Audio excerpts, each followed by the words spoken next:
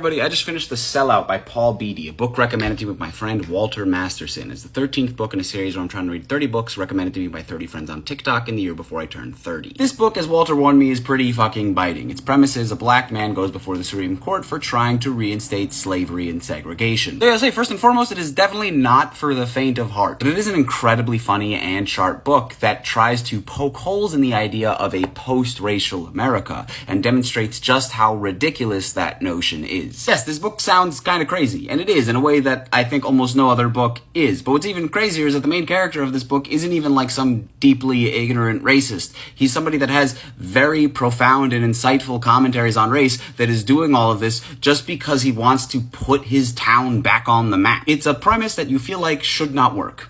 But it does. Anyways, here's the one quote that I keep thinking about. In attempting to restore his community through reintroducing precepts, namely segregation and slavery, that, given his cultural history, have come to define his community, despite the supposed unconstitutionality and non-existence of these concepts, he's pointed out a fundamental flaw in how we as Americans claim we see equality. I don't care if you're black, white, brown, yellow, red, green, or purple. We've all said it, posited as proof of our non-prejudicial ways. But if you painted any one of us purple or green, we'd be mad as hell. And that's what he's doing. He's painting everybody over, painting this community purple and green and seeing who still believes in equality. Anyways, yep, that's the book. If you're looking for something this upfront and biting, I'd recommend it. But now, I've got to pick out our next read.